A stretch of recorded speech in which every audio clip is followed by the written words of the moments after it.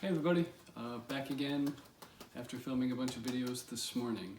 I promised that you'd see this sweatshirt again, and here it is. It's been a long, frustrating day, I think. So if you thought the other videos were kind of awkward and bad, wait till this one. I have a feeling that I'm going to fumble through a lot of what I have to say this section, but hey, it's important. Pay attention. If you needed a reminder how important this is, you need to get a C- or above on this last paper to succeed in this class. Okay, so we're talking about the two things today that make this assignment a bit different. I've asked you to come up with a thesis. I forget where we are in the schedule, but by now you've probably sent me a draft. If not, know that that's coming up. I said that if you're going to send it without the research, well, you're definitely sending it without the research because I wanted to see the draft before the research. If you haven't done the counter argument, that's fine. We're going to talk about that in a little more detail today. Okay, and then we are going to talk about research as we transition over to the library. And some of the librarians hopefully will be giving you some techniques on how to find some really good research when you get to the library portion of this paper. I'll talk about more about why I set up the assignment this way when I get to the second half of this lecture, which will deal with research. Okay, but first thing I want to do is talk about counter-arguing. Okay? This does have to be a separate paragraph. I know that we're going to look at an example, or we have looked at an example of the writing in the book where there may have been counter-arguments mixed into paragraphs, but for me it has to be a separate paragraph. So you've definitely got 6 with this one. Introduction, 3 body paragraphs, counter-argument, conclusion. Now when I lay out the outline, know that it doesn't have to be that way. Your introduction obviously has to be first, your conclusion has to be last. You are free to put the counter-argument wherever you think it works best. Okay? Some people like to do it right after the introduction. Okay? Sometimes you present an argument and you know right away that people aren't even going to listen to what you have to say until you acknowledge what they have to say. Okay? So through the whole time that you're giving your speech or laying out your argument, they're thinking, yeah, what about this? What about this? Okay, so sometimes it makes sense to leave the counter argument right after the intro. Okay, I know this is going to be an issue, so let's deal with it right away. Okay, let's get that off the table. Once that's been acknowledged and hopefully refuted, you can move on to what you have to say. Some people like to do it right at the very end.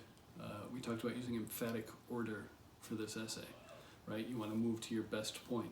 Sometimes your best point might be your counter argument. Okay, you want to finish strong and take away something that you know your opponent is thinking about. Some people do it right after a claim.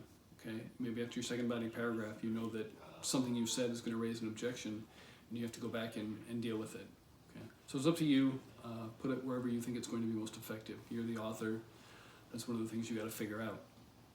Okay, this is a big technique in 101. All right, you may end up writing essays in which you have several counter arguments. You may have as many counter-arguments as you have claims. Okay? So we've been talking about expanding those papers when you get to 101, we've got those 5-page, 10-page essays. This is one of the techniques that allows you to do that, right? You present your offense, but you also have to have a defense. Okay? So keep that in mind. This is a skill that's definitely going to transfer on to 101 and 102. Okay, so when we talk about counter-arguments, I said in the last video, kind of give a brief preview, right? The counter-argument is your defense. Right? You're making an argument, you're supporting your claims, you're saying your reasons why, your body paragraphs, why it is that your reader should adopt your position. Okay? With the counter-argument, what you want to do is put yourself in your opponent's shoes. Show that you can think like them. Okay? Show that you've anticipated what they're thinking about. Okay? This shows that you're not just coming at it from one perspective, but you've weighed both sides. Okay? It makes you more objective, and it helps kind of build trust with the reader. So that you can hopefully persuade him or her to adopt your position. Okay. So there's a few things you want to consider. One is language. All right? Like I said in the last video, an argument in rhetoric, in writing, is not the same as an argument you might have when you're breaking up with your girlfriend. Okay? The purpose of rhetoric is dialogue, and to get people to maybe be persuaded by what you have to say, but at least understand you a little better. Right? So you want the person reading to be open-minded, and you want to show that therefore you are open-minded. Okay? So don't insult your reader. This sounds obvious, but I cannot tell you how many essays have begun with an introduction that instantly makes me not want to read the essay. Right? So don't start your essay, there are some mother who believe that blah, blah, blah, blah, blah. Okay? I am going to be one of those people when I'm reading your essay. Okay? No matter what I believe personally, when I read your thesis, I will always take the opposite stance. Okay? What that means is, if you insult the reader right away, I'm not going to want to read the rest of your essay. I'm not going to be open-minded about your thesis. Okay? So, your opponent disagrees with you, but you want to be respectful, and you want to use language that invites the reader into the discussion, not tries to exclude it. Okay? One essay that sticks in my mind when I think about this, a person was writing about homosexual rights and how he believed that homosexuals should not have the right to marry or have other rights. He used a number of slurs against these people. Very insulting words that I wouldn't use on video or in public. Right? So as I handed him back the essay, I dropped it on his desk. I leaned over and I just said, you know I'm gay, right? He turned as white as this piece of paper without the markings on it. Okay? And I stopped and I smiled. I said, no, I'm not. But listen, if I was, would I want to read this essay? Look at your introduction. Read your first few paragraphs. If I were gay, would I even continue reading past your thesis? Okay? So, yeah, you don't want to... Antagonistic is not the approach you want to take, right? Respectful disagreements. Respect your opponent, respect who's reading your essay, and invite them into the conversation so that they do read your words and hopefully get persuaded by them. Okay? All right, so beyond that, there's two things you might want to consider with your counter-argument paragraph. A concession or a refutation. All right? A concession is when you acknowledge that the opposite side has a point. Okay? So now you might be thinking, why would I want to do that? Right? Why would I want to admit that my opponent is right? And the reason is, there are cases in which, actually, there's almost never a case in which you're making an argument where the opposing side doesn't have a good point, right? We talked about straw man arguments, right? If you can't think of how your opposition would make an argument, there may not be an argument there, okay? So I talked about, for example, nobody would write an essay about racism is right, racism is good, everybody should be racists. That's a straw man argument. If I invited you or asked you to write that essay, you'd probably have a hard time because there are no real good reasons to be a racist, right? So if you're having a discussion worth having, there are points on the other side for the other person to hold, right?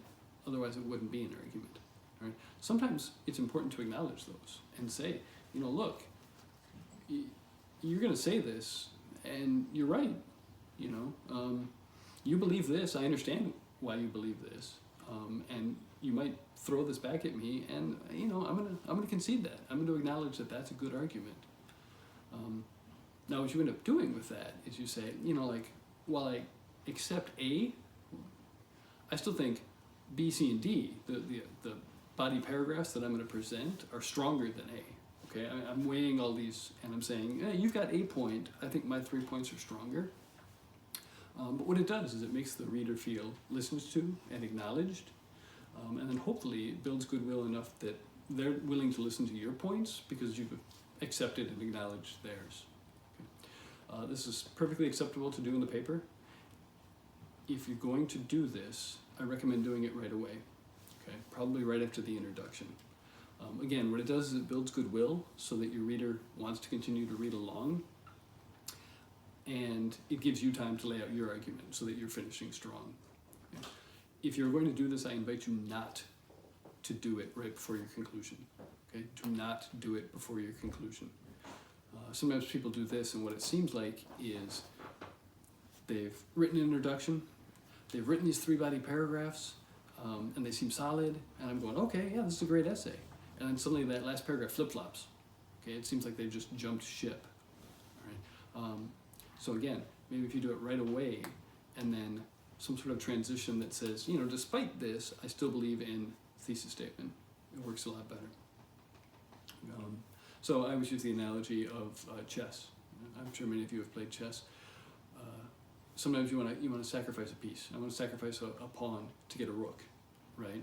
So I might give away a point. I might acknowledge that my opponent has something valid to say. Hopefully that gets them listening to me more. And then when I present what I feel are the stronger arguments, they're listening to me. Okay. Now, the much more effective counter-argument strategy is a refutation. Okay, that always has two parts. All right, it's my opponent's going to say this, blah blah blah blah blah. However, I think they're wrong because of this. Okay, so what it does is it anticipates the argument that's coming against you. Right? How is my opposition going to attack my argument? Or why does the opposition hold the opposing thesis statement? Okay, I've thought about it. I've acknowledged it. Right? And now what's really effective is if I take it away from that person. Okay? I know you're going to say this. I know you believe this, but I've already thought of that and anticipated it. And I'm not going to let you say that because of this. Okay? So there's the two-part.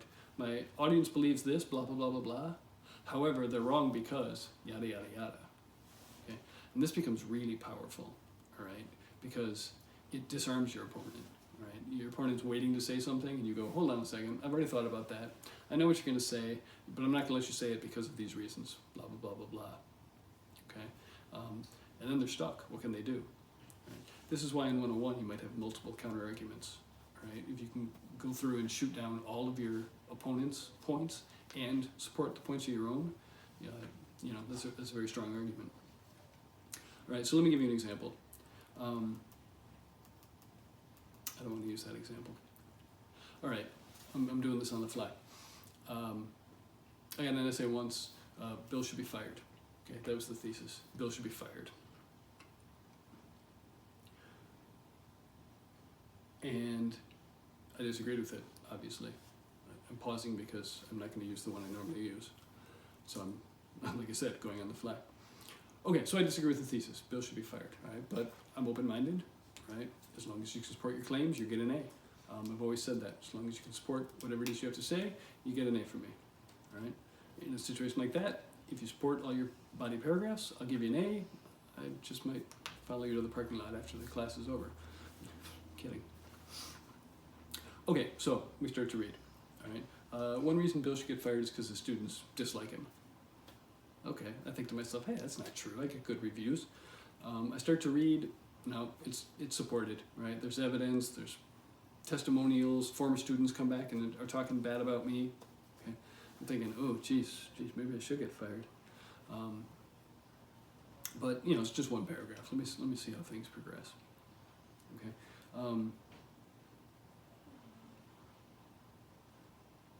Yeah, again, I'm trying to do this on the fly. I'm not doing a very good job.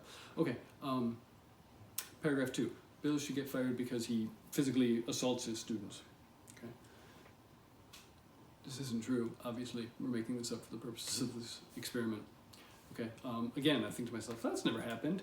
And then I start to read some narrative paragraphs, some anecdotes, and apparently it does happen. Maybe I black out at the end of class, but apparently I beat up a lot of students. Okay. Finally, Bill should get fired because he doesn't know the content. Okay. And I think, well, oh, come on, man, I got a master's degree, I studied for years, but there's evidence there. I really don't know what I'm talking about. And if you're watching these videos and have been for the past couple of weeks, you may be thinking the same thing. I'm much better in the classroom, I hope. Okay, so this person's laid out his argument. All right. Now he gets to the counter argument. Okay, this is where you want to look at the opposite side. Why would people think that Bill maybe should not get fired? Okay, and so a bad counter argument might say, on the other hand, Bill should not get fired because he really cares about his students. All right, he meets with them during his office hours. He stays late at night after his 10 o'clock class to meet with students. He emails them back on the weekends and on holidays. He's been known to work with students who've graduated 099 and gotten into 101 and 102. He just got an email from a former student who needs accounting help, and he's not sure how he can help, but he's going to try. Okay. And then the paragraph ends. In conclusion, Bill should be fired. Okay. And I'm going, hold on a second. You just undid your argument. right? I was ready to quit my job, and then you talked me out of it. You pointed out that I'm really good with students, okay? So what you want is that second part, that refutation, okay? So you might begin that body paragraph, the counter-argument paragraph. Some might say that Bill should not be fired because he cares about his students, and you lay out the same evidence, but then you refute it, you take that away. However, the truth is Bill doesn't care about his students, Bill cares about keeping his job, okay? He knows, because I've already established that he doesn't know the content, that he has to do something to make it seem like he's doing his job. So he's willing to work extra to hopefully help his students pass so they don't complain about him, so that he doesn't get fired. He has no real interest in students themselves, he's just self-serving and he wants money. Okay? So there you've thought of how the opposition's going to come at you. You present their case, but then you refute it, okay? I've anticipated this line of attack, and I'm going to take it away. So you can't use this evidence against me that Bill cares about his students, because I've already taken that away.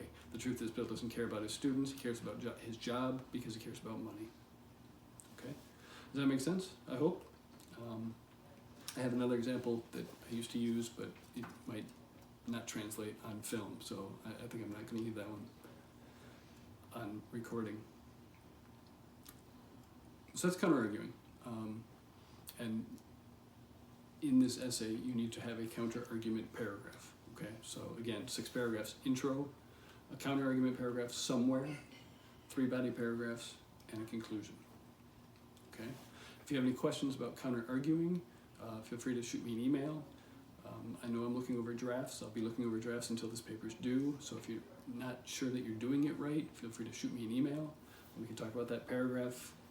If you need help thinking of how the opposition might mount an attack against you, let me know. I love playing devil's advocate, so I will throw at you probably more ideas than you want for whatever your topic is. Okay? Let me do one more. Just one occurred to me as I was sitting here thinking. Okay, I used the other day the example, like, and I get this quite often, why my best friend should dump her boyfriend. Okay, and you've got plenty of reasons, right? He doesn't let her out with her friends, he cheats on her, he steals her money. Okay, now, what you want to do is think like your friend for the counter-argument. Why is she staying with him? All right, well, she might be with him because she's afraid that she's never going to find anybody to replace him. She's afraid of being alone. Okay, and you can acknowledge this and say, like, yeah, nobody wants to be alone. Like, having somebody in your life you might think is better than having nobody. Okay, but then you can refute it and say, however, you don't need to be alone. You're a really attractive girl, and that guy you work with is madly in love with you. He'd love to take you out. He's better looking than your current boyfriend, and he's not going to beat you, steal your money, and isolate you from your friends. Okay, so think about how your audience might take that argument, and then turn it around. See if you can take that objection away from him or her, so that your argument is stronger. Okay, all right. So that's the first half of kind of what we're going to talk about today. The second thing we need to talk about is research a little more. Okay. At this point, hopefully you've begun your essay. You know what you're trying to say. You've laid out your arguments that are supported by what you know, okay, and how you feel. All right. I've asked you to write an essay that if you had to turn it in right now without research, it would be solid. Despite what you may have learned in high school, this is what you always want to do. All right. You may have done some synthesis in other classes and called it a research paper. I really hate how some of writing is taught in high school. And I think the fear in high school is that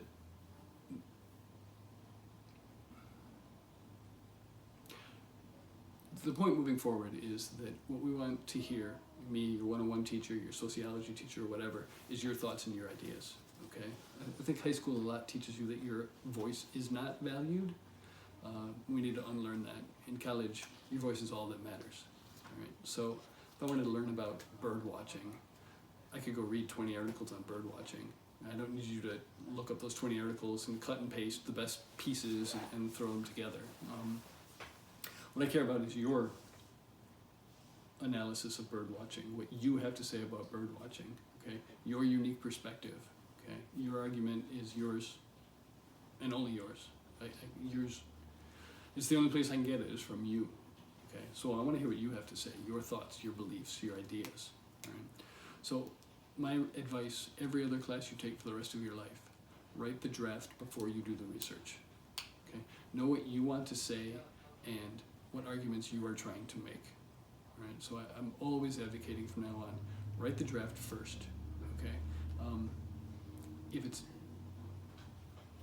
heavily researched and you know you need a lot of sources to back things up, but you know what you're going to look up and you know what arguments you're going to make, I'd say write the draft, or at very least write the outline, okay? So that's step one of the process. Know what I'm looking for, all right? So research for you probably before this class was going and finding, whatever your topic was, going and finding a bunch of stuff on it and then reading a bunch of stuff on it, right? The problem with that is it blurs the line between your voice and all of your researchers' voices, all right? So now when you start to document your sources and work them in, you've read 15, 25, 30 articles. It's really hard to differentiate between like, well, did I think that? Is that my original thought? Or did I find that somewhere? Okay. It's okay. In fact, it's really preferable if your thesis evolves during the research process, right? You're learning. That's the point. But you at least start off at a point, know what you're going to look up, and then let the research shape that and maybe shape your thesis as you go along. That's why revisions become so important. Okay. So now that we've written a draft, what we want to do is step back and not ask, how can I find an article on babysitting? Okay. Nowadays, finding research is not an issue, right? Each and every one of us can, reach into our pocket and ask Google to bring us research and find 50,000 things, 50 million things probably. So finding a source is never a problem for us, ever. If you're a good researcher, you want to find the best source, all right? And you also don't want to spend hours and hours and hours in the library looking for it, am I right? Okay. So don't go into the library and say, well, my essay's on babysitting, so I'm going to look up babysitting. Okay, you're going to get hit with 50,000 things. Research shows us that if you're using Google or probably any one of the databases, you're not going to go past maybe the second page. Probably we're going to take whatever you're going to find from the first page. Okay, they've done studies on this. I think that they say that like less than 1% of people ever click to the third page. All right, so you're going to end up looking at the first page, clicking on some source, skimming through it, finding something and throw it in. Okay, that's not research. Okay, what you want to do instead is go in with a very narrow research topic. I've written my draft on babysitting. Okay, I know exactly what it is I'm trying to prove. Children under the age of 16 shouldn't babysit past 11 o'clock at night. I'm making this up again as I go along. Okay, so that's what I'm trying to prove, right? Children under the age of 16 shouldn't babysit after 11 o'clock at night. So one of my body paragraphs asserts that this could be dangerous, right? I hypothetically talk about what could happen at 11 o'clock at night if no adult is around, but I don't have any specific evidence, all right? So when I go to the library, I'm not looking for babysitting. I'm gonna find 60 million things, right?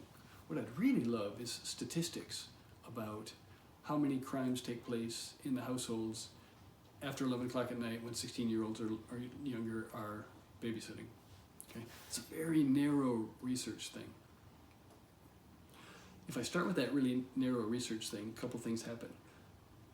When I find it, I know it's perfectly going to support my thesis, my topic sentence. I know exactly where to put that, and I know it's going to work perfectly to make my essay whole. Okay. It's also a great feeling, by the way. It's one of those experiences where you're in the library and you're digging around and you find that sentence that you've been looking for that just works perfectly. And even though you're on the second floor, a beam of light like shoots through the roof and illuminates the screen, and the angels go, "Whoa!" If you've ever had that experience, you know exactly what I'm talking about. It's great. Okay. So, A, you know it fits perfectly with what you're trying to do, okay? Not some generic thing about babysitting, but this is the piece of evidence that I'm going to use to win this argument. Okay? B, if you start narrow and you give yourself enough time, then if you can't find that narrow thing, you can start to broaden it out a little more, a little more, a little more, until you do find what you're looking for. Okay? So you hit the library, you're looking for statistics. How many murders in Cook County took place with babysitters under the age of 16 after 11 o'clock at night? Okay? That's pretty narrow. If you find that, great. All right?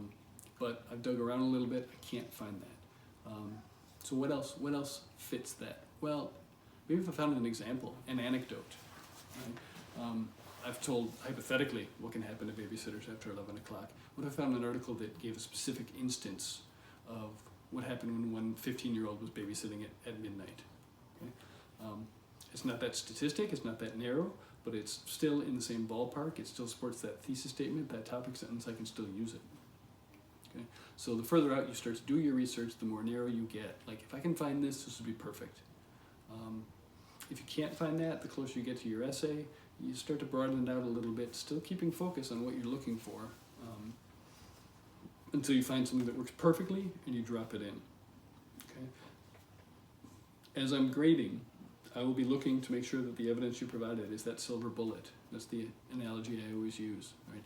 That one perfect source that's going to really drive home your argument. Now, some people ask me, like, well, wait a minute, Bill, you told me to write about my girlfriend. How am I going to, we go to the library, they're not going to have evidence on my girlfriend's specific condition. Okay? And yeah, you're right, Time Magazine probably doesn't have articles written about your friend, right? But there's so much research out there. You're going to find something about whatever topic it is you're writing about, right?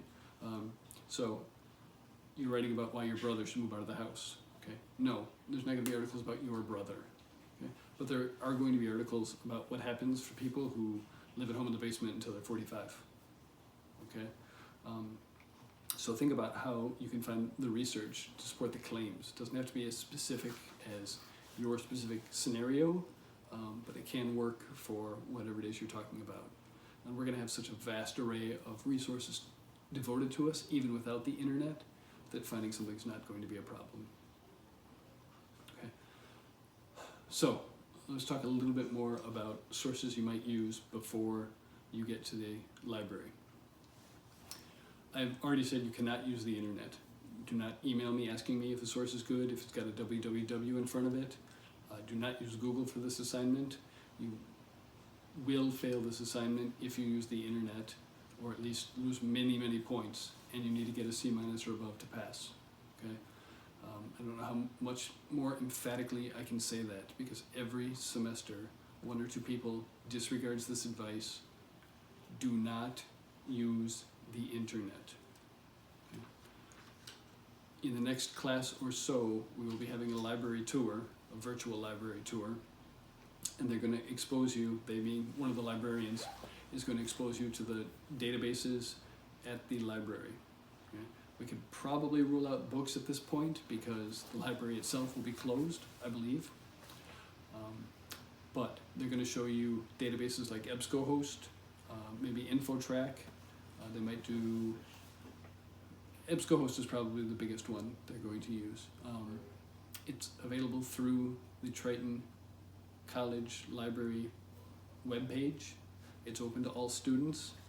It is one of the best resources that you have available to you, hands down. Right?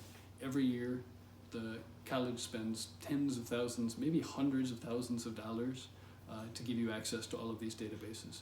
I don't know the exact figure, but I know it's more than they pay me. The databases are updated daily, or at least they were before all this went down. I assume they still are. Which means if Sports Illustrated was published yesterday, by today it's up. I can read full text articles. I haven't had a subscription to Sports Illustrated for 20 years. It is a wonderful, wonderful service, and to you it's completely free. Okay? You access these databases like EBSCOhost through the internet, but they are not internet sources. which means you are perfectly free to use them for your assignment. I'm going to say it differently. You have to use it for your assignment. I can't think of any other way you're going to get this done unless you happen to have a stable of newspapers or something laying around your house. Okay? Oh, speaking of newspaper sources, there is a couple newspaper databases on there. I'm not sure whether that will be covered in the library tour, but you have like Chicago Tribune and a more general one at your disposal as well. And they're searchable the same way as EBSCOhost and the ones that they're more likely to show you. Okay, so advantages of these databases. These are things that have previously been published. They've been edited, all right? Most of them, or many of them are going to come from respected journals, okay? Many of them will be peer edited, which means before they can be published, they have to be sent to several people in the profession who read it, comment on it, and eventually give their thumbs up, okay? So I can't just write an article about Hamlet and send it off to Shakespeare Quarterly and get it published, all right? If it's completely nonsensical, all right? Other Shakespearean scholars have to read it and comment on it and critique it and then send it back and say, okay, we're okay with this. All right. So the difference between this and a website, I hope, is obvious, right? A website I can throw up today. I can say anything I want. Nobody has any authority over me. Nobody's going to stop me. Right? But these things have been printed. They've been edited. They bring with them a little credibility that then lends credibility to you and your argument. Okay? When you get into 101, you'll talk more about analyzing sources, especially web sources. So you'll get into those debates about whether or not I should use this source or not. But for now, especially with the time we have left, I'm punting that for the next class and just giving you something that's going to be very credible. Okay. We will be talking about documentation of sources in the next few days. One of the advantages of EBSCOhost and all these other databases is they do the MLA citation for you. All right. And again, I'm hoping this will be covered in the library presentation. If not, I will show you. But you have to document your sources, and we'll talk about how to do that. With EBSCOhost, all of the other databases, there's a link that you can just click, and it will give you the MLA citation. All you have to do is cut and paste. Okay? So this is going to save an enormous amount of time and headache, because I will be grading the MLA Works Cited page just as rigorously as I will be grading everything else. So you absolutely need to make sure you do that correctly. Okay? So I believe for both classes that I'm speaking to, one of the next classes you'll attend will be kind of a virtual library tour. I'm still working with the librarians to set that up and see how that will work. Anything they don't cover that I think will be real important, I'll go back and hit myself. But at this point, hopefully, you're working on your draft.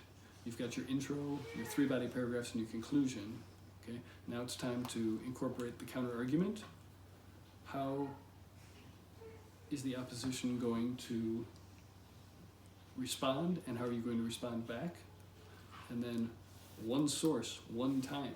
Okay? Most of your essay at this point is done. What one thing can you find to bolster it? All right? One fact, one quote, one little anecdote. I don't want to see a quote in 3, 4, 5 paragraphs. You get one thing. I'm going to cross out anything else.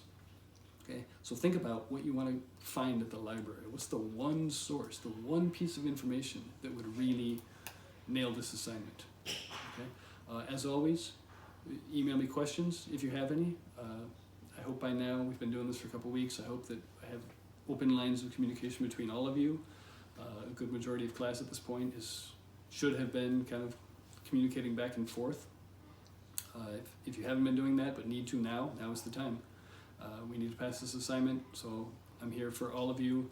I'm spending my days sitting in front of the computer, responding to emails, checking boards, trying to make sure that I give you guys the support you need. I hope to interact with all of you online, and we'll get through this, and it'll be great. Okay, guys, thank you.